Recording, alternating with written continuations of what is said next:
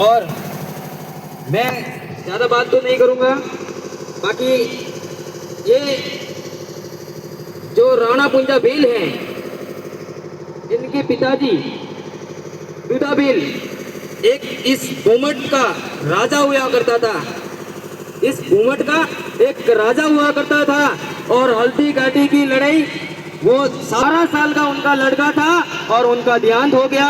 वो वीर गति प्राप्त हो गए, वो शहीद हो गए। दुधा भील और उनका पुत्र जो राणा पुंजा भील वो छोटा था और उनकी सेना थी, वो लड़ने जाए तो किसके भरोसे जाए। फिर वो बीड़ा हल्दी भाई भील ने उठाया और 1 साल तक उस हल्दी भाई भील ने, वो महिला थी पहली, उसने 1 साल तक उस सेना का नेतृत्व किया और छापामार युद्ध किए और लड़ाई लड़ते रहे। फिर गद्दी पे कोई बैठने वाला नहीं था तो 13 साल की उम्र में राणा पुंजा भील को इस भूमट का राजा बना दिया। 13 साल का एक लड़का राजा होके पूरे भूमट में राज किया। और आज देखो अपने आज 13 साल के बच्चे क्या करते हैं, खेल कूद में अपनी समय बर्बाद कर देते। बाकी 13 साल का एक लड़का वो इतना पावरफुल मतलब वो पावरफुल राजा हो कि बनने जो इलाको भूमट इलाका में भी भले मुगल शासन हो या भले राणा शासन हो, कोई उस भूमट में उगे नहीं जाता। जो भी जाता उनको गिरफ्तार कर दिया जाता।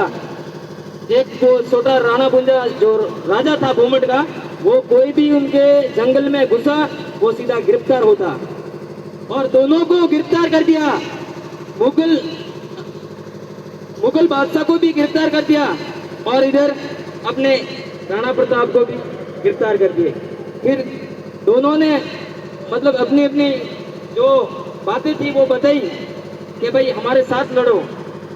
महाराणा प्रताप का पहले ही टारगेट था इन भीलों को अपने साथ लेने, और ये हमारे बाप दादों के साथ लड़ते आए पहले, तो उनका वो उनका टारगेट था।